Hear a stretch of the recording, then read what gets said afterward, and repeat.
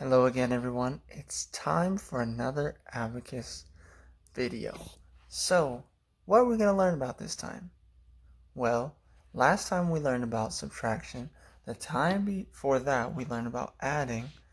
This time we're going to do adding again, but it's going to be with bigger numbers. Okay, the first time we talked about adding, we talked about complements. The complements of 5. What numbers add together to equal 5? And this time, we're going to talk about the complements of 10, okay? So let's take a look at the abacus and get right into it. Now for this video, I figured we'd do our abacus stuff on a digital abacus, okay? And this particular one is simple soroban, okay? So we learned about counting all the way up to 9 on the abacus. 1, 2, 3, 4, 5, 6, 7, 8, 9, and what happens past 9? Well, in order to count the next number, we have to go to the next row.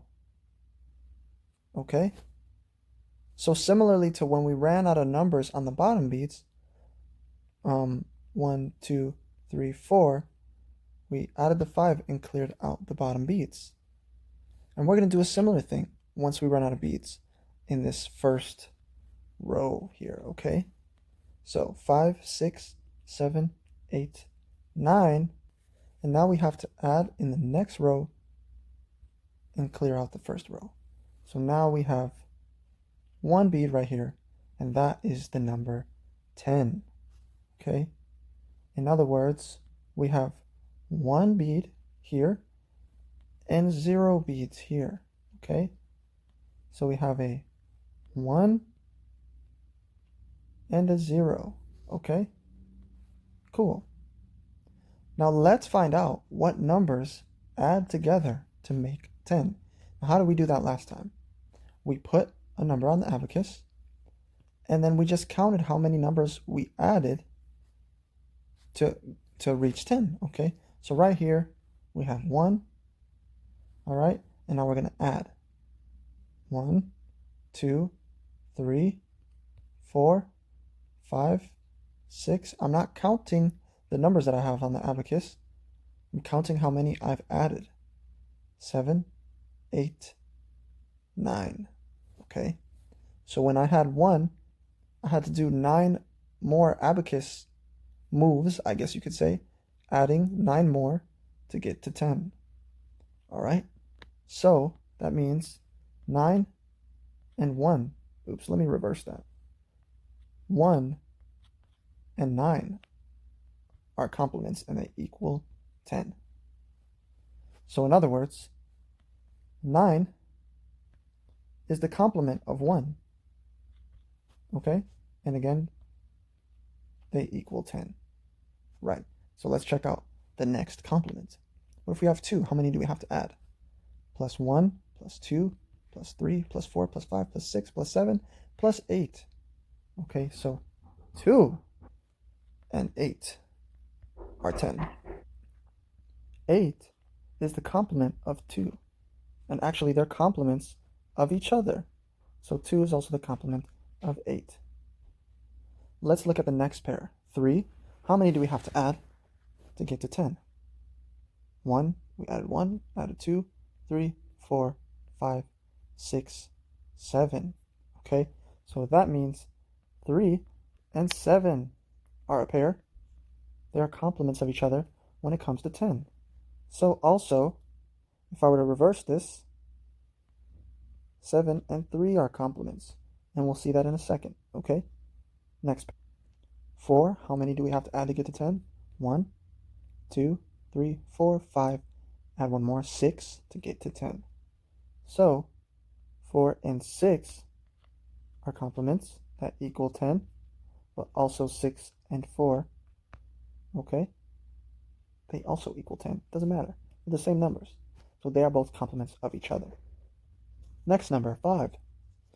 We add 1, 2, 3, 4, 5, and that makes 10. So 5 and 5 equal 10. Mm-hmm.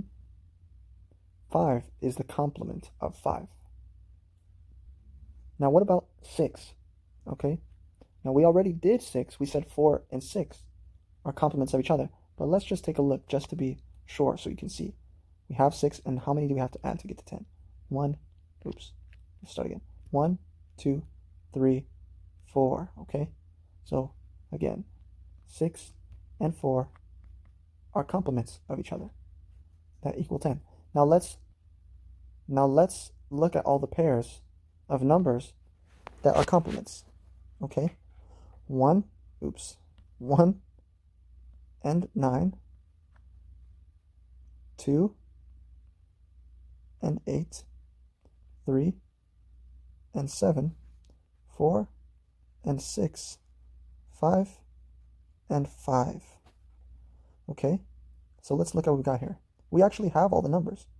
1, 2, 3, 4, 5, 6, 7, 8, 9. So we actually know all the complements. Okay? Let's look at them for another quick second. And we can use this knowledge to make adding easier. So let's say we have the number 8 and we want to add 4. Okay? We want to add 4, but we don't have 4 beads. So what do? What's the complement of 4? It's 6. All right? So we're going to add 10, take away the complement. Okay, 5 and 1 is 6. So we take away the complement, and that gives us the answer, which is 1 and 2. Again, 1 and 2. So that number is 12. Let's try another one. 7 plus, let's do 7 plus 6, right? We obviously don't have 6 beads right here.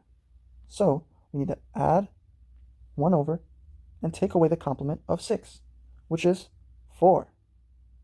Okay, but we don't have 4 here. So how do we take away 4? Do you remember? We take away a 5 and add a 1.